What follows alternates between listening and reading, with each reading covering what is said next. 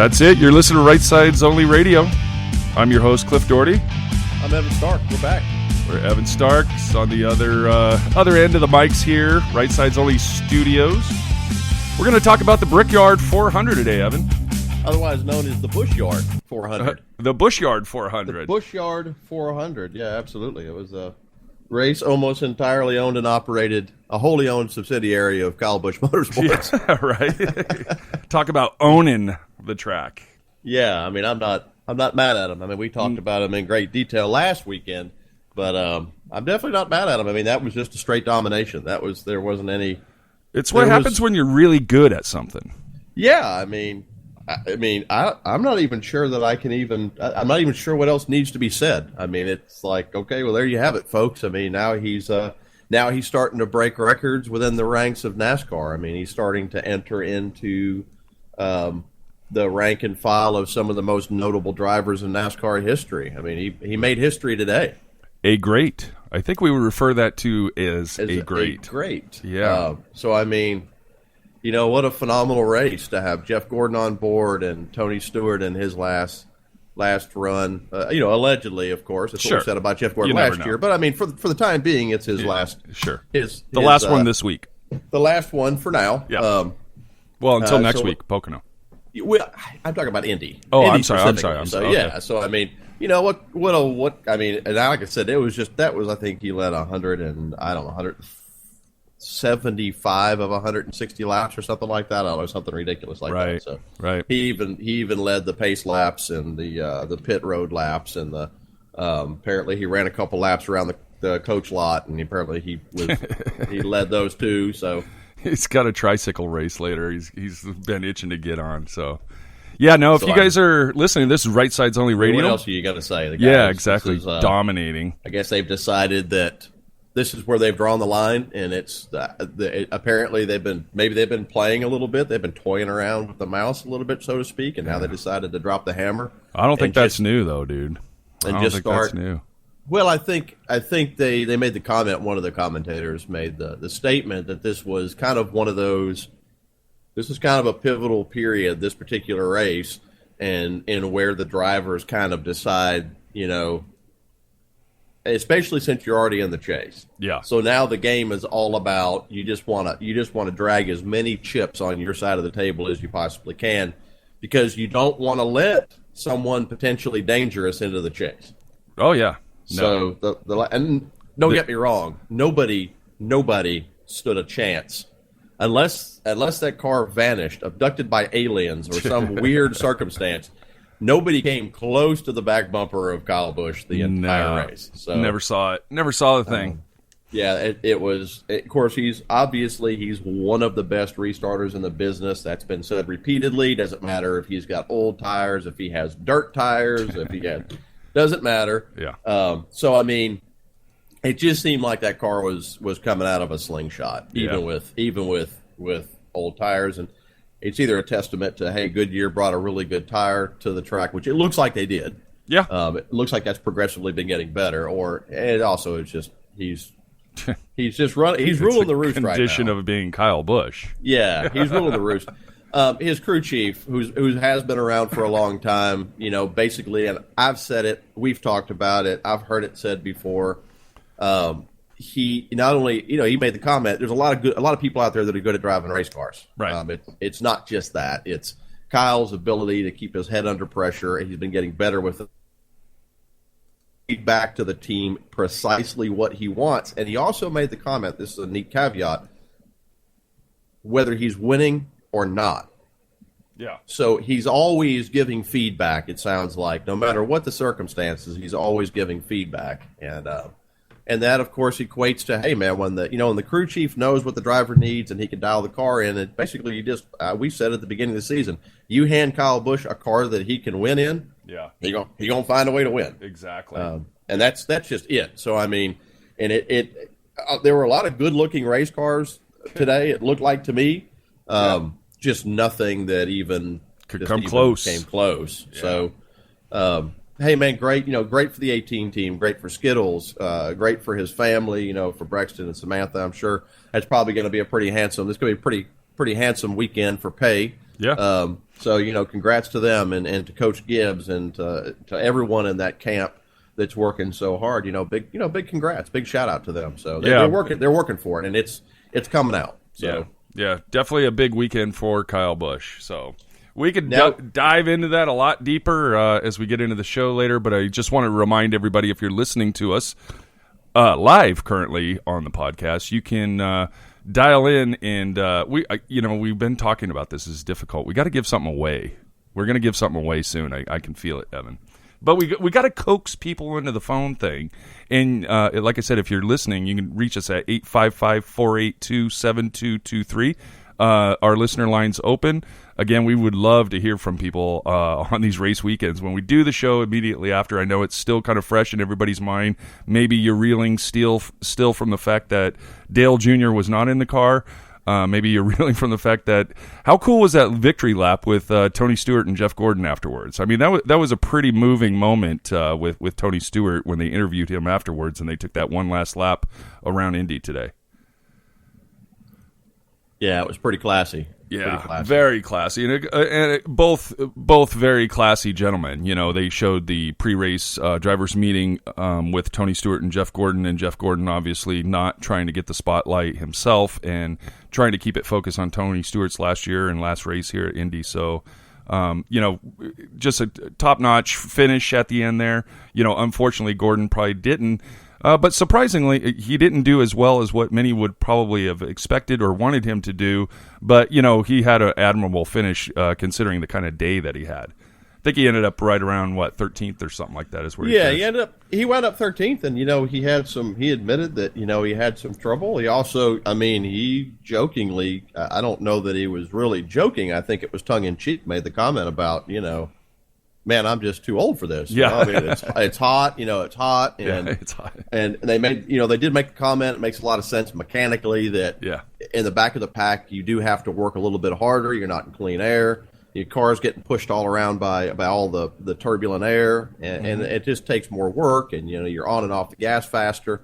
So, it's a lot of work. Let's face it. Jeff Gordon he's in tip-top shape. He's not that far removed from the race car, but he's kind of had a pretty little Cadillac break. job. He's had a little, getting to work in the booth instead of wrapped up in 3 layers of fire retardant material and a helmet and gloves, and I'm sure you get turned into kind of a little bit of a house cat. You kind of just want to lay around in the air conditioning, but yeah. Well, being on vacation. Big props to Jeff. For stepping up to the plate. Yeah, being on vacation like that. The big talk over the weekend. We can talk about Junior or Gordon all week for the next hour, but that story of how even to this day, even into retirement. The relationship that as fans we get to peek into that these drivers have either with their team owners, like Gordon and Hendrick. Or even, Roger Penske today during the race with Joey getting into a position where it looked good for Joey, or at least Team Penske, to get that win. A lot of history could have been made today, depending on who you're rooting for and, kind of what are you looking forward to? I would have liked to have seen Gordon. Honestly, when I found out he was going to get behind the wheel of the 88 car, obviously he was one of my favorites to win. Because he is the winningest driver at IMS, number one. And number two, it would have been neat. It would have been neat to see the 88 car catch a win, for them to catch some kind of a break, for them to kind of break whatever curse it is that's hovering over the Hendrick camp. Jimmy Johnson, he scored a top 10 for the team, so he managed to break that hex. Right. To me, it would have been nice. It would have been very emblematical for of the passion that the Hendrick drivers have for each other, the compassion and the respect they have, and but it's also a lot of pressure to put on someone to say, hey, you've been out of the car for the better part of 9 months now, but if you don't mind, if you could go ahead and jump in this car for the first time in 9, you jump in if maybe you could just pull a win off, that'd be great. Yeah, that'd be nice. What's interesting, though, on Saturday when they were interviewing Gordon and talking about that a little bit with, what it's like to get back into the car after, like you said, the 9 months off, there's certainly a huge learning curve still. They had mentioned, he hasn't driven a Cup car with this new downforce package or the digital dash or, any of the other changes that have been in NASCAR and Sprint Cups cars this year. So, I mean, there's a little bit of a learning curve. I get it. Being a driver, being an iconic driver as Jeff Gordon, you would expect that, he had nerves of steel and that sort of thing. But it was kind of interesting for him to kind of let that out a little bit, where you could see that, this is still very much a struggle on a week-to-week basis, Even though, some of these guys, to me, it gave me a much better admiration for the fact that, 9 months is I don't know about you, if you took 9 months off your job, could you slide right back into it and be as good as you are today? But, the fact that, as competitive as these guys are, and especially this late in the season, that's a large cross to bear, so to speak, for Gordon to at least try to get that 88 to finish as possibly, as good as it possibly could. So, I mean, it was good. I was glad to see Gordon back in. I'm glad that, for the Earnhardt fans and the Gordon fans, that they got kind of that opportunity to see Gordon again behind the wheel. And, obviously, like all of us fans, we're wishing Junior, the best in getting well and getting back behind the wheel of his 88 car as soon as possible. So it was a good day. Yeah. I don't know. There was a lot going on out there today, man. I didn't know what to follow at first. Kind of the theme of the race was this going to be Jeff's big moment? Was it going to be Tony Stewart's big moment? And, I think we were all kind of sitting there expecting that, Kyle Busch could very well, break a record or set a record for taking both poles, taking both races over the weekend, and that sort of thing. So, I mean, as fans, it's a pretty big weekend for a lot of things to look forward to. Sure. I mean, like I said, it's really hard. I'm not undermining the career that Tony Stewart has had, but there again, the 14 team they've had some struggles. And Tony made a comment after the race about how relaxed he was. Right. I mean, ultimately, yeah. I think his fans really want him to win. Tony's going to retire wanting to be a winner, and he's always going to be. It doesn't matter if he wins one more race this year. He's always going to be in the eyes of motorsports fans. Yep. That is. And Tony looked so relaxed and subdued and kind of just, had a great time. Car did pretty good. Wish it could do better. Whatever, Right. I mean, I guess at this point, putting so much pressure on yourself to perform after everything that he's been through, I'm sure he still does. Sure. But I'm also sure that I think now that you're reaching for the tape and now you kind of see the end coming, something in your mind just has to say, man, let's go out there and have fun, man. Let's go out there and have a good time. And yeah. And I think a lot of times wins kind of come that way. I think when you look at it from that perspective, it's kind of when you focus so hard on one particular thing, you miss a lot of the other little things. Mm-hmm. Maybe just going out there and having a good time and stepping back and taking a look at the big picture. Tony sneaks up and he grabs a couple more wins. Yeah. Well, he's a legitimate competitor. And he's been doing so much better recently, obviously after returning from his injury. So, I mean, he's kind of – something about injuries, man, put the fire in their belly a little bit, it seems. I mean, Tony Stewart's obviously back in the car and has been performing really well considering, I always look at it from last season. To me, and I've made this comment to you offline before – in conversation that, it always appeared to me like Tony was just not Tony last year. He was kind of, to me, it was almost like a rolling sofa moment. Maybe it was the downforce package that he didn't care for, or I don't know. But every time I watched a race last season, it just seemed like Tony just was not himself in terms of being as competitive as we're used to seeing him. So it's good to see him kind of stepping back up and contending for the wins the way he is and getting those finishes he's getting. So I think he finished 11th today, just outside the top 10. So yeah, and I mean, he's comfortably, it looks like right now, barring any type of major disaster, which I pray to God, of course, doesn't happen. It looks like he rolls almost drama-free. Mm-hmm. So, I mean, that's a good thing. And let's face it, I was always told that, if you free your mind, your butt will follow. And I think last season for him was tough coming out of the Ward incident. Just kind of everything that was going on in his life. And then it seems like once it looked like maybe he could start putting that in his rearview mirror. Then the whole civil thing came up, and it rehashes everything. And it just kind of seems like this year he's walked on the stage with a fresh set of eyes and a different attitude. His fans are always going to love him. You can't not love Smoke. I mean, and like I said, someone made the comment this afternoon before the race that he's grateful for the people that like him and the people that don't like him, because he understands where they both come from. Right. So he's humble enough to realize that, you can't be all things to everybody, so I'm going to be everything to somebody, and that's just kind of where his life is at. It's great seeing him. It's great seeing a big old tough Indiana farm boy like that kind of choke up. Yeah.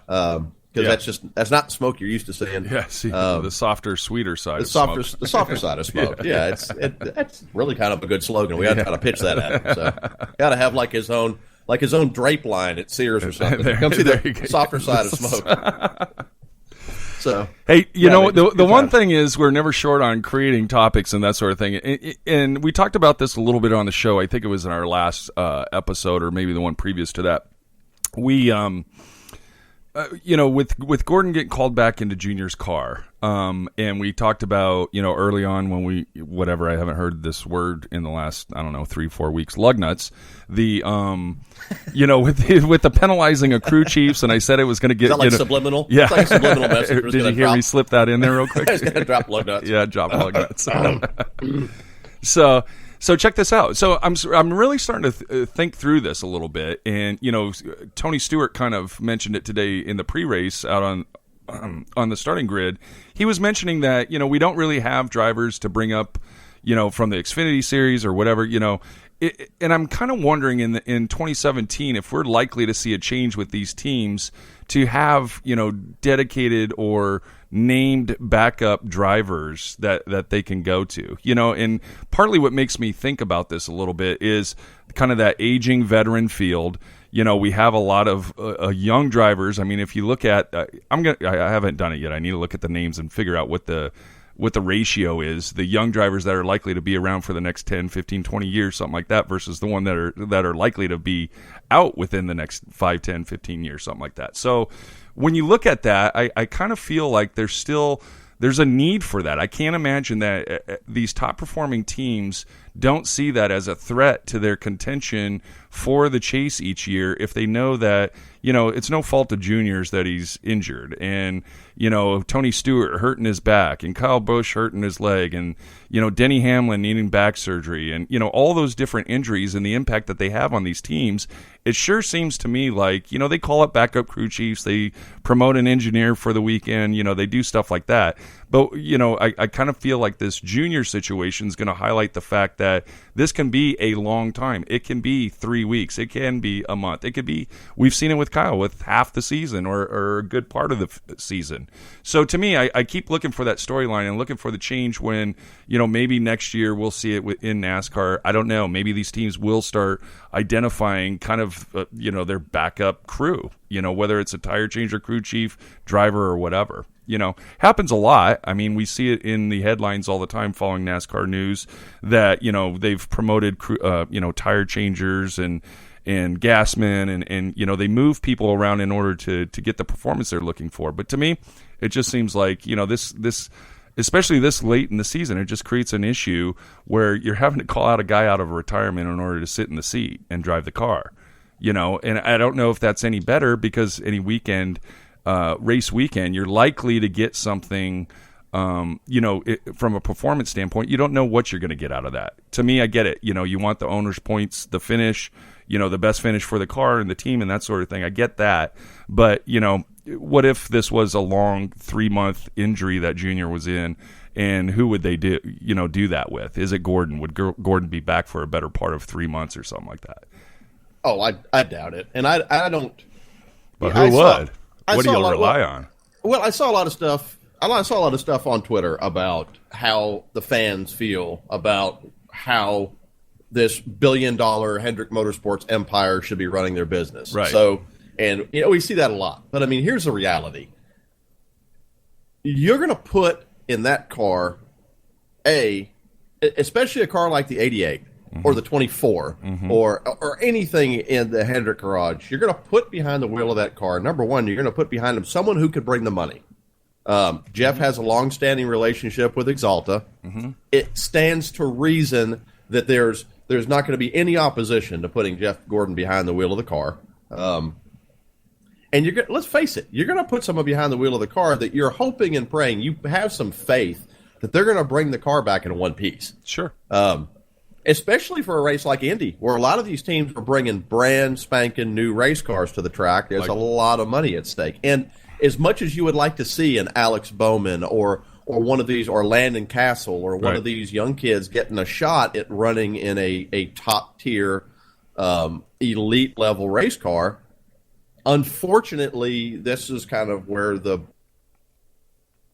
kind of nudges out the evangelism part of it. Right. Because you got to do what you have to do for the business. It's kind of like in what I do for a living, even though it's not even related. There comes a point where the company throws down the fitting the best needs of the company first. Right. Yep. So we understand, hey, we understand you have a personal life. Hey, we understand that you had plans, but, unfortunately we need you. So, yeah, we're going to need you to come in tomorrow. Right. And I think people read so much into the decisions that these companies make, and and I'm not speaking to you specifically. I mean, after reading everything on the internet, it sounds like a lot of times people believe that these are high dollar operations. I mean, you're talking about millions upon millions, $35, $40, $50 million a year plus to run a top 5 Cup package. Yeah, I can guarantee you that the Ducarts and the Rick Hendrick, they didn't make this decision inside a vacuum. No. And I'm sure it probably took a lot to bring Jeff Gordon to the table. Maybe not so much because he still has a owner / retiree relationship. He has an interest in Hendrick Motorsports. Sure. But I mean, in all fairness, this is one of those opportunities when you have a team that's struggling, you have a driver that's injured with an unknown ETA as far as when he's going to return. You got to kind of think about what you can do to maybe turn the tide with the team. So do you bring in the old Ironsides, the old reliable veteran, the guy never missed a race in his entire career, never missed a start in his entire career. You bring him in, winningest driver at Indy, and say, hey, Jeff, I know you get this really cush announcing job, but boy, do we really need you. Yeah. I just think that's kind of where that another day, another time. It's a great opportunity to develop a young driver, but you're just a handful of races out from the chase. Dale Jr. has now 2 spots down as far, I think he's 18th. Right. As of today, that's a tough spot to be in when you're an elite level team. When you are one of the most dominating Cup teams in history, that's tough.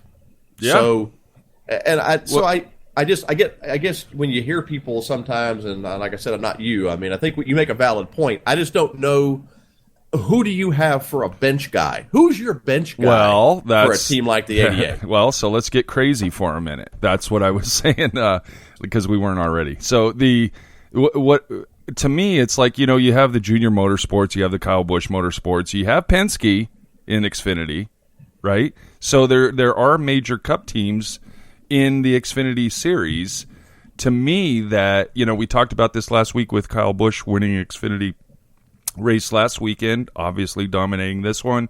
And it seems to me like, if we look at this, and we've talked about this kind of ad nauseum on the show in the past, you look at this from the perspective that, is Xfinity a driver development series, or is it not? I hate to get into this. I know, dude. I don't want to do it either. But what I do want to say is that, if you had some of those major Cup teams representing themselves in the Xfinity series all the way across the board, and that's what you use to develop your drivers, come Sunday, instead of going the other way with Kyle Busch stepping down from Cup into Xfinity for no reason at all that I can see, other than even by his own admission that it helps him on Sunday. So why don't you do the reverse? right? Why don't these major Cup teams make sure that they have a team in Xfinity and then use that as their driver development series and leave it at that and get the Cup veterans out of Xfinity? Because then when Sunday rolls around and I know, what, because of dollars? I hate to say it, and I'm going to go ahead and I'm going to throw it out there. And this is not I'm not hating on NASCAR as a business, because NASCAR really has nothing to do with it. When you get right down to it, if you have a license to drive in the Cup Series, NASCAR really doesn't care. Well, who I know that. I know that. But when it comes to getting behind the wheel of a Cup Series level car, especially the 88, I think it comes down to Moneyball, and it like I said, it's a lot deeper than Hendrick just saying, "Hey, we're going to give the nod to Jeff Gordon." I think a lot of it has to do with the long-standing relationship. This was short notice. It was a long-standing relationship that, I mean, Exalta moved over to the 88 from the 24, right? So there was already a relationship there, mm-hmm. and like I said, the most winningest driver at Indianapolis Motor Speedway in the history of the Cup Series. So it's kind of a no-brainer. And okay, so let's look at the Junior Motorsports Xfinity Series if you want to look at it from a developmental standpoint. Yeah. Elliott Sadler. Yeah. I love the guy. He's a great Xfinity Busch Series driver. Mm-hmm. He's tried his hand at the Cup Series level mm-hmm. With questionable, if any, real success. So, right. I mean, you go down the line and you kind of look at who they have available right now, and you have to ask yourself, okay, so do I go to bat for a multi-million-dollar sponsor like Exalta, and I try to pitch Chris Buescher, or I try to sell Elliott Sadler, or do I basically call and say, hey, you're not going to believe this, but guess who's going to show up next weekend with a race suit on? And it's kind of a slam dunk, right? I mean, for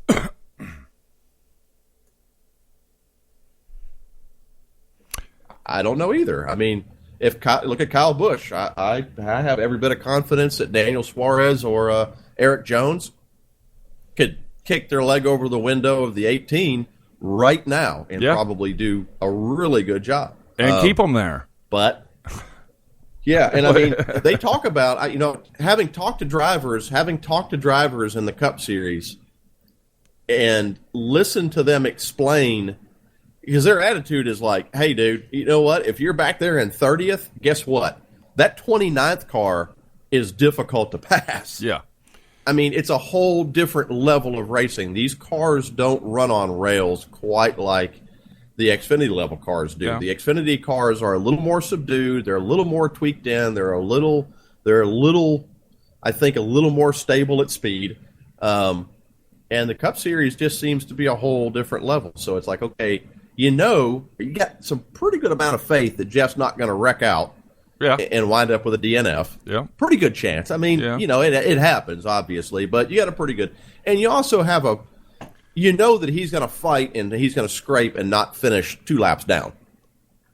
So if I owned a business like Hendrick Motorsports, if I was Rick Hendrick and Doug Ducart, I'll be honest with you, I'd have a hard time passing up on the opportunity to throw Ironsides in there. That's just but God, dude, that you make a good point, because it'd be great. It'd be such a Cinderella story to see some of these other kids. It'd be amazing, and there'd be like unicorns and sparkly things and like glitter and but it happens, and fluffy stuff. But it happens, dude. Those guys in the lower series in Xfinity beat the Cup guys in Xfinity. It happens. It does happen. I get you. I totally see your point. Look, I get it. I don't want to be running this multi-million-dollar operation. I don't want to bring a guy up into Xfinity and put him behind a Cup car where my sponsors have, millions of dollars plastered all over the roof sides and everywhere else. Now, but on the flip side of that, what does that do? This whole week in the stream of social media and everything else has been this return of Jeff Gordon. And should he or shouldn't he be behind the 88 car? Now, look, I know this is kind of a dead horse at this point to keep talking about this. It's over. It's done. We did it. But on the flip side of that, I think about that to the point where, what could you do? At some point, Jeff Gordon's just going to go, no, sorry. I mean, where's Mark Martin then? Why aren't we bringing back those guys? At some point, it becomes, you know what I'm saying? At some point, there's. Well, now you're just being snarky. Well, I am being snarky a little bit. That's how I make my point. But the fact is where do you finally draw the line, or where do you start running out a pool of drivers, and saying, I mean, I get it. I'm sure most people were thinking, hey, is this really Tony Stewart's last time at Indy? Is it a possibility that if not next year, in 2 years or 3 years or whatever? I mean, at 40 years old or 40 plus for some of these drivers, it's not that far out for them to come back and do that. Look at Michael Waltrip coming back. He was still racing, up to last year or maybe earlier this year. He was in the car earlier in the season. But, at some point it becomes, is that all you're looking for, is the fact that we just need to get this thing to finish as well as it can, and like you said, and keep it out of the wall. We don't want a crumpled mess when you come back, And then I look at it, like you said, from the fangelism perspective. What do we want? What do I want to see in Xfinity? Do I look to that? I have some favorite drivers, guys that I follow, that I root for every weekend. And yeah, I get a little excited because I get to see them race twice on the weekend. And maybe that's the same thing for a Kyle Busch fan or something like that. And which is great, which is good. But on the flip side of it, it also kind of highlights the fact to me is that, for how long? How long is this exciting?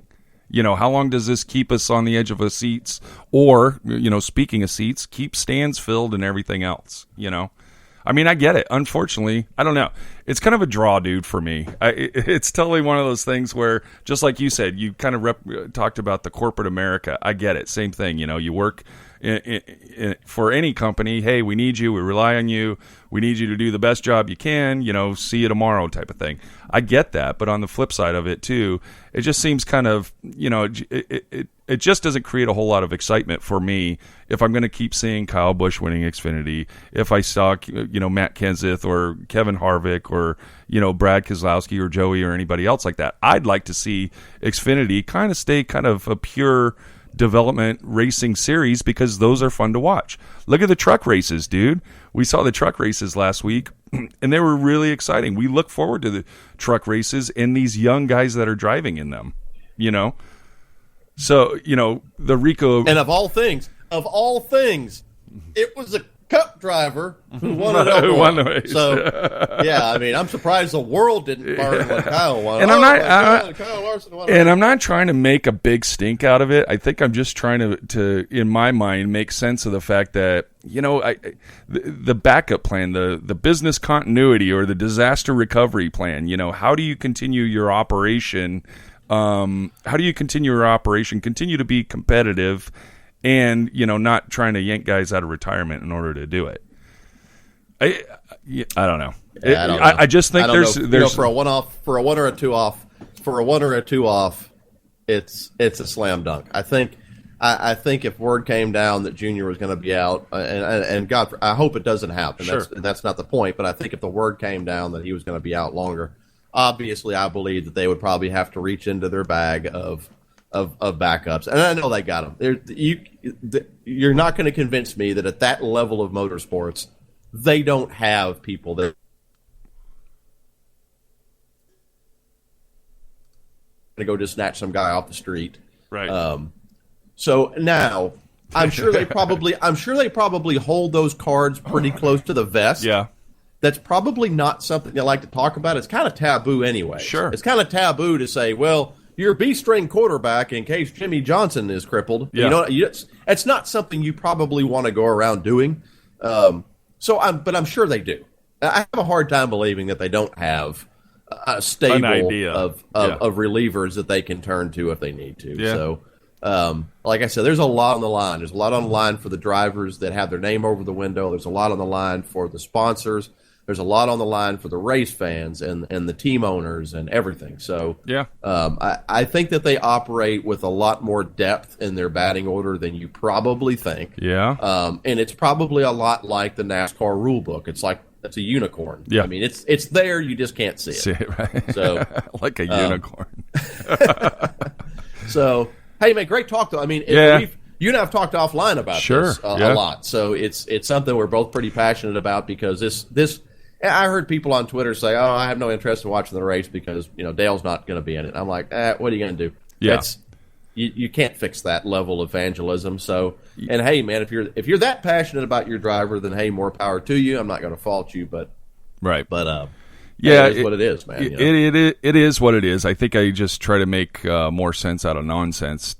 For me, it's just, you know, I get it. I mean, the God points love you for it. Yeah, you keep yelling at windmills, Cliff. You do that. I'll keep my feet planted firmly in midair. It's my linear way of thinking, dude. It's kind of problem solving 101 to me. As I look at those and think, you know, if I, like you said, if I ran the organization, if I ran the team, how would I do it? How would I, you know, have that level of comfort to fall back on and realize, okay, who is in my stable? I get it. Yeah, you're probably right. Like the rule book, nobody gets to see. We have plan B. We know what our options are and that sort of thing. But again, you know, it's kind of funny because I don't think the discussion is all that matured at this point. You know, earlier this year on the show, we were talking about, you know, crew chiefs that were suspended out in the infield, you know, looking for binoculars, dressed up in costumes or whatever, not to be recognized. You know, you still know that there's still that element, and we've heard it. I've heard it on other podcasts. Door Bumper Clear was mentioning it, how, you know, having a backup spotter or sitting in for somebody, you know, that sometimes I think that brings, when you get these teams to have the momentum that they have, and then you start plugging in these other people that they're hustling for, you know, they're just trying to get the best finish they can for the day, and that's it, and that's all they can hope for. But anyways, we can put this thing to rest, dude. I can't imagine that this conversation's over. But to me, it just highlights the fact that, you know, how do you keep doing this, you know, week after week after week, and, you know, year after year, when you know there's going to be opportunities where those drivers are out of their rides, and who do you put in there? So anyway, big weekend. I think there's an answer. But I think we're just not on the like Hendrick Motorsport payroll. Yeah. So I think if we like sent an inquiry, they would say, you know, I might have to ask. Sounds a whole lot like not your business. So like, maybe if we're fortunate enough to get someone maybe if we get someone from Hendrick on the show one of these days, we can actually we can tap dance around that issue a little bit. Yeah, you know, it's just curious. That's all. You know, just gotta scratch the itch a little bit. So on a real positive note, now, here we go. If you look at the week, this was like another one of those fantastic weeks for racing, because you only had to wait till Wednesday and you had some more racing, and it wasn't just any other racing. It was the famed Eldora. Yeah. Man, the Midwest folks love them some dirt racing. Tony Stewart, of course, is a track owner. And obviously you could tell that man takes a lot of pride in how he operates the track. Man, he is very hands in the dirt, literally hands in the dirt. Fantastic racing. You know, obviously they ran a lot more races than the NASCAR Camping World Truck Series race. The Camping World Truck Series race was the race we got to see televised live. Right. Yeah. So I mean, there were the wing sprints, which are just man, if you have never gone to see a World of Outlaws race, or a midget race for that matter, absolutely take an opportunity. It's inexpensive. Oh yeah. It's a ton of fun. You're going to meet some really great people. Go take your family to a dirt race. But then on Wednesday night, we got to see the truck race at Eldora, and man, I don't know what it is about that, but that just seems a lot of fun. I'm like, you know what? I'm going to throw this gauntlet out there. I want y'all to put cup cars out there. Yeah. I want to see every single series in NASCAR running on dirt. That's what I want to see. Yeah, right. I mean, they got to do that, dude. That was a lot of fun. Bobby Pierce, of course, you know, unfortunately, he put on a heck of a show last season. This season, he put on a heck of a show, and it really looked like that kid was going to pull a win. He's actually a home track hero, so he's well known in the dirt business. And then, you know, Kyle Larson pulls off the win, and hey, man, you know what? I'm happy. I'm actually happy that Kyle Larson he's got a trophy in his hand. You know, he's been a bridesmaid, not a bride, a few times this season. So there's nothing. I don't think there's anything quite like winning to kind of give you that fire in the seat of your pants. To this is why I do it. You know, yeah. Exactly. And of course to have his girlfriend and to have his son with him. I mean, just a. And Kyle's he's kind of one of those guys, you just want to pinch Kyle's cheeks. You know, he's just such a piece. So, And we had racing on Wednesday. Yeah. Which is, man, I don't know about anybody else, but we need it, dude. We need something in the middle of the week. Oh, absolutely, man. There's nothing like that. I think they should be airing on either NBC Sports or FS1. They ought to be airing these World of Outlaw races.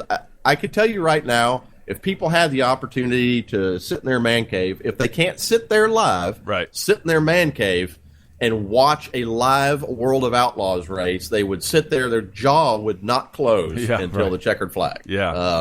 Those things are absolute rocket ships. Oh, yeah. They're a lot of fun. Yeah, it's great racing, too. I mean, it was fun to watch the trucks on the dirt, watching how they're able to use that inside line and then use that cushion on the outside, getting out there on the outside of the walls like that. I mean, to me, it just seemed like there was just so much more movement on the dirt, and watching how those guys were racing and using all the different lines and passing. I mean, it's so cool to see, to be able to race so openly like that, where, if you're down on the inside and you're coming in hot into a corner and then you end up on the outside and you take the lead, you just pass like a half a dozen cars or trucks right there, I mean, it's very technical. It's very technical. I mean, I can't imagine. I mean, we've all done it, right? We've driven in the dirt with, off-road vehicles or whatever, and that, it's kind of interesting because you can kind of get in that momentum where you get a feel for the track a little bit. You can kind of tell how the car's going to do, and all of a sudden, it seems like on dirt you can kind of stick and push that thing wherever you want, which creates to me a lot of exciting racing. It's fun to watch. We need it during the week, though. They were doing a lot of. They were doing a lot of talk. The drivers and the commentators were doing a lot of talk about the brake bias. In the turns and all that. And basically, the way that they're setting up these trucks to just about, almost lock the rear end of the truck up around it was neat to watch. We had, of course, we've got a real avid follower, Carlton on Twitter. Everyone knows him at Carlton. He was there. I think he was there on and off the whole week. So I'm pretty sure he got to see a lot of it. And, the Orange Cone and NASCAR Chasm, there was a whole troop, Annoying Race Fan. Sure. A whole troop of people that were there to do a tweet up and watch the race and kind of engage and just kind of have a good time. Yeah, absolutely. And that's what dirt racing is just a good time. Yeah, exactly. And since we're on the topic of hometown heroes and local tracks, Cliff and I want to, and Batman, of course, want to give a huge, colossal Right Sides Only Radio shout out and holler to Brian Obuzinski, otherwise known as Obi, in the Aviator Brewing, Zip Air Tool, Baby Moon Cafe, number 29 Chevrolet SS, hailing from North Carolina for pulling home his first win in the 29 car at Southern National Motorsports Park this Saturday. And what was really great about this win, all wins are great, but what was even better about this win is he just brought on Zip Air Tool. You can follow them at Zip Air Tool USA on Twitter. He had just brought them on board. Right. He had some people from Zip Air Tool. They had come to the track to watch him race, and Obi bangs out a first place win with them on the car. But that's not all. That's not all, people. Let it fly. He also did it. He also did it with the rightfronttire.com and Right Sides Only Radio on the car as well, and I got the picture to prove it in the winner's circle. There you go. So, big deal, man. If you listen to the show that Cliff and I had on with Obi, he's such a charismatic guy. He's all about the fans. Yep. He's very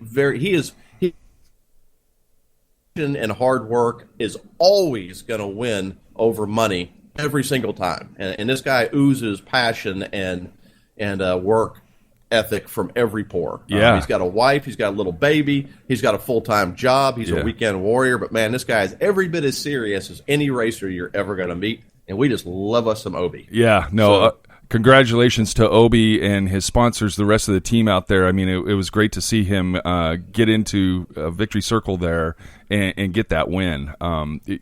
Getting, like you said earlier, even with the Hendrick stuff, sponsors are the lifeblood of any racer at any level, and it's good to see that Obi's getting the attention that he obviously deserves.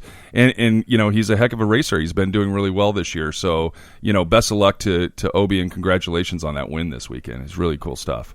And for being a supporter of the show at Right Sides Only Radio as well. So we really appreciate all his help also. Absolutely. Putting us on the side of his car, supporting the rightfronttire.com since day one, Right Sides Only Radio since day one. Always just, when you get down to brass tacks, just kind of being a genuine friend and just a genuine good guy. Make sure you support the people. I want y'all to listen to this. Cliff and I are big fans of supporting people who support the sport. Get out there and buy their products. Go to their website. Tell your friends. Tell your family. Yeah. Tell whoever about these products. Go follow at Aviator Brewing now. Let me tell you something. I have personally sampled one of just about each of one of their beers, and I can tell you they don't make a bad beer. Let me repeat that. They don't make a bad one. No. These guys are passionate about beer. You can follow them on the Twitter at Aviator Brew. At Aviator, as in aviator, as in someone who flies a plane. There you go. Brew, as in, come on, man. Brew. Zip Air Tool, Obi's newest sponsor on the side of the car, at Zip, Z-I-P-P, Air Tool USA. Make sure you follow those folks. Go check out their website. Hey, man, always use new tools. I love me some new tools. So I'll be checking them out. Nice. Baby Moon Cafe, BABYMOON Cafe.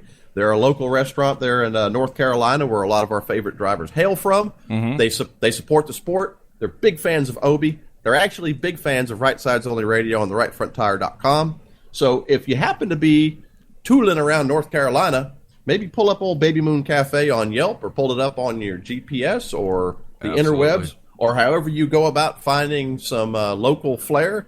Stop in there, check them out, tell them that Obi, Right Sides Only Radio, and the rightfronttire.com sent you. There you go. You're not going to get a discount. No. But, I mean, we don't have that kind of thing going. So, but, I mean, you know, like I said, support these folks. Yeah. And we just became the rightfronttire.com. That means Cliff and Bat, all of us, basically, who are under the rightfronttire.com umbrella, became ambassadors for Nectar sunglasses. Obi happens to be an ambassador for them as well. So go check those folks out. They make some great, cool sunglasses. Yeah. They have like a sunglass of the month thing where you can get like a limited edition pair of sunglasses that they're never going to make again. Yeah. They're very involved in the environment. They're very much about protecting this beautiful planet that we're on. They seem to be very, very cool, very zen people, and they make some great styles. So, hey, go check them out because you're supporting us. When you support Nectar Sunglasses at Nectar Sunglass, when you support them, you're supporting the rightfronttire.com, you're supporting Right Sides Only Radio, and you're supporting our brother Obi. Yeah, so for sure. Yeah, and like we said, follow Obi through the rest of his season this year. I mean, he's a great guy to follow. He's always very informative and always he's funny, man. I love to see the stuff that he posts all the time. He's always cracking me up. So yeah, Obi, like I said before, you and your sponsors, best of luck to you for the rest of this season, and congratulations on that win. It's good stuff, man. Big weekend for him, man. He had 2 back-to-back races this weekend as well, right? Didn't he sit? He sat in for somebody, or the first race was it Friday night? He sat in, right? Yeah, I actually sat in for somebody. I believe that was in the 18 car. Yeah. And then he raced the 29 car on Saturday, and like I said, he's a terror in both classes. See, the signs are everywhere, man. He was in an 18 car on Friday night. 18 car won today. Well, like I said, he like Kyle Busch and a lot of your successful drivers is a student of the sport. Yeah. Obi has had a lot of people who have helped him along the way, and he pays tribute to them every time he gets the opportunity. And he's one of those guys that you want to help. Mm-hmm. I mean, he's one of those people that you would be very, very fortunate to have the opportunity to mentor. Yeah. So like I said, he's a great guy. He really is. So y'all go check him out. Go like him on Facebook. Go like him on Twitter at The Real Obi. Like I said, I think you'll find a great racer with a passion for the sport and hopefully a good friend. Like everybody else, hopefully that listens to Right Sides Only Radio. Passion for the sport. We love to interact with you guys, hear what you guys got going on. Thanks for supporting the show, being fans of the Right Front Tire, as Evan said.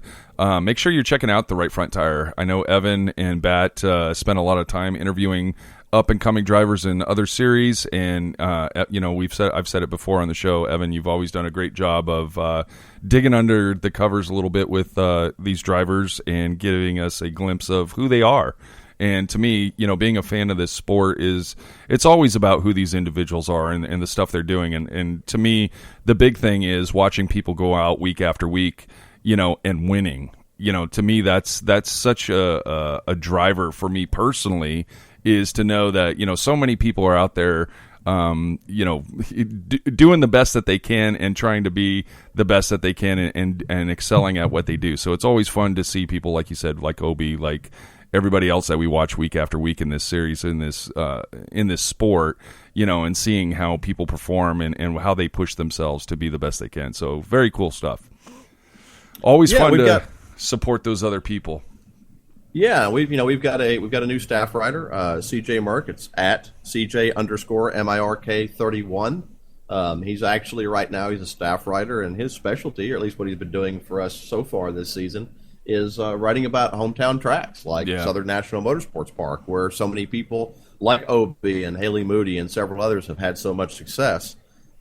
Next year, 2017 is a new season. We're going to be working in the off season with Right Sides Only Radio, trying to improve what we're doing and hopefully bring our supporters some fresh stuff. Mm-hmm. And we're going to be doing the same with therightfronttire.com. We're going to be looking at some restructuring and venturing down some different avenues in the world of NASCAR that we haven't done before, because we've got more people to do it. So, make sure you follow at Batman, follow myself at The Right Front Tire, at T Right Front Tire on Twitter. And keep an eye on what we're doing. We've all cumulatively as a group have some really cool things coming. Yeah, it's a lot of fun. It's been a lot of fun. Man, Evan, that's almost a show right there. We got Pocono coming up next weekend. Yeah, I'd be remiss if we didn't go ahead and maybe throw a pick. Yeah, we haven't picked in a while. No, we haven't really picked in a while. So I'll go ahead if you want. I'll go ahead and throw mine out there. I might be taking yours away. Uh-oh. I don't know. Go for it. I'm totally unafraid. I'm going to go ahead and pick the number 78. Ooh. The 78 for the win, and my dark horse is going to be the number 3 of Austin Dillon. Ooh. Why Austin? 9th today. Yeah, you feeling it? That team they've been very consistent. There was a comment made today about their hardiness as far as the engine packages, and they really haven't suffered any real issues with engine failures or anything like that, or drivetrain failures, and he's been consistently nibbling around the top 10. Yeah. And, I feel really bad for Ryan Blaney getting wrecked out today. That's horrible for the 21 team. Yeah. But I mean, I to be honest with you, I kind of need to vote my conscience on that and say, hey, I think, I think the kid, I think Austin he might pull one off. I think he might surprise people. I mean, yeah. I can tell you right now, Richard Childress Racing is nothing to scoff at. Yeah. They were hands down, they were the premier team for years and years and years. Right. It's just a function of them bringing a car to the track that Austin can drive, and the communication between him and the crew, and it's starting to show up on race day. So yeah. There you go. My pick is a little different. I haven't picked this guy to win anything yet this year, but I'm feeling it now. I'm feeling it. I can see it. I can tell he's had enough. Mr. I've had enough. Who do you think it is? Kevin Harvick. I'm picking Harvick out. Happy of Harvick. Yeah, happy. I think he's done, dude. He's got to be at the point of just where this has got to happen, and he had a 6th place finish today, which is good. And, he was up there, man. He was up contending to get up front there. And I feel like, we've talked about this on the show as well in the past of how consistent Kevin is. And I really think that, maybe Pocono's the place where he's finally going to pull off a win for himself before we get too much further in the regular season. So Harvick. And then my dark horse, my definition for dark horse here is an unlikely winner. I'm going to go along with the bow tie crew, and I'm going to pick Tony Stewart because I feel like Tony Stewart's got one more in him before we hit the chase. Harvick and Stewart. I'm going all Chevy that next weekend at Pocono. There ain't nothing wrong with that at all. Truex isn't a bad pick though, dude. That's always a good one. Well, he's won that race before. Mm-hmm. So he won that race before he went to Toyota. I mean, I guess I don't really have to make excuses for picking him. Guy's a threat at every race. I mean, he really is. Matter of fact, I don't hear as much mention about his consistency as I do Kevin Harvick. You know, Kevin Harvick is always the guy that they turn to as literally Mr. Consistency, and for good reason. But like I said, MTJ has done a pretty good job keeping that car up front in the camera and doing a pretty good job managing himself on and off the track. So it'll be interesting. It's going to get more and more heated. You saw these restarts today, man. These restarts today were really aggressive. Yeah, they were, man. And the later in the race, as and always, I have every reason to believe they're just going to get worse because that's. Yeah. A lot of these people know that might be the opportunity you get to pass Kyle Busch. So, right? Exactly. You know, I threw this out at you in a text message during the race, and I'm going to go ahead and put the dunce hat on because I don't know the answer to this, and it'd be interesting to see if any of our listeners know the answer to this. The pit row boxes, are they smaller than most typical tracks that we go to? Oh, well, you notice that there's the box they were parking in, and then right outside of that box, there's another lane. Yeah, which I believe is another set of boxes. Yep. So it actually looked like the crew members had to put themselves in the middle of pit to change tires on the right side of the car, but I don't know for a fact that that's true. I think that they were still somewhat protected. I only bring that up because as I was watching today's race and seeing these guys pull into the pit box, I mean, the right front is, you know, seriously about a foot away from the outside line of that box, and then you look at the left side of the car where the jack man and the gas man get in on that between the car and the wall there, and it just seemed a lot tighter than normal. I don't know the answer to that. Yeah, you don't have a choice. If they park in the center of the box in those particular pit boxes, the jack man would be standing on the other side of the wall. So you kind of have.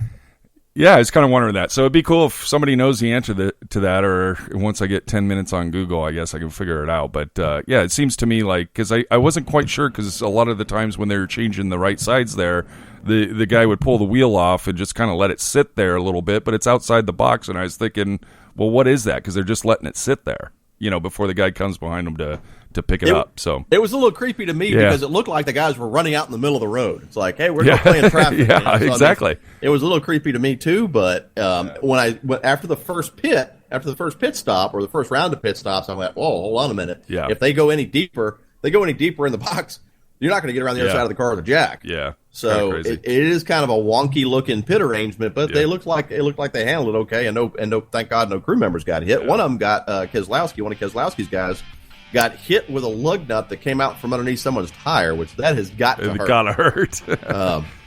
It's like it threw. Yeah, one of those cars taking off on pit lane, literally picked up a lug nut and apparently hit him right in his forehead. Yeah, and man, that's got to. That's going to leave a mark. That's going to leave a mark. Well, it had a cut on. He had a gash on his head. So right. I guess it literally did. So yeah. Well, good stuff, man. It's a good race today, I guess. I mean, you know, I was kind of interested to see what everybody's thoughts were on today's race. Yeah. It's you know how it goes. It's you know how that goes. Yeah. Every race is going to have its own level of commentary and controversy about the caliber and the quality, but you know, our attitude here at RSOR is always the same. Hey man, tune in, have a couple beverages, involve your family, involve your friends, you know, throw some ribs on the pit or whatever it is you want to do. Get some other people involved in racing, and let's just enjoy the race. Man. Let's have a couple of beers and just enjoy the race. Yeah. You know? We're the podcast equivalent of dropping the tailgate, cracking open a cold one, and just sit around and talk NASCAR. So we appreciate you guys listening. I like to think of ourselves a little more sophisticated than that, but I like that one. Well, you're listening to Right Sides Radio at Right Sides Radio. Follow us on Twitter, Facebook, facebook.com, Right Sides Radio. Download the app, Google Play Store, Apple App Store. Download the app. Yeah, Right Sides Only Radio. Find us there. Make listening easier. Take us wherever you go. It's everywhere you want to be. On your way to work tomorrow, if you miss, if you missed it live tonight, you can listen in anytime. All the shows are there. What else you got going on this weekend or this week? Anything? Got any new drivers coming up? Right front tire? Yeah, a gentleman by the name of Cody Haskins. We've had just kind of an issue with scheduling. A lot of these younger drivers have jobs and school and they're racing as well. So that'll be coming up here shortly, along with some press releases for some other drivers. We've been doing that a lot here recently. And then I believe CJ is going to be working on an article for another track. So we'll have some new hometown track series coming to you as well. Nice. So we're just going to keep doing what the rightfronttire.com does. It's kind of plugging along. We're going to do what we do. Do what we do. Hey, bud, it's good to talk to you. Always good to have you. Listen to you. Share your thoughts, your wisdom. Hope you have a good week. We're out. Stay classy. Take care, y'all. Bye.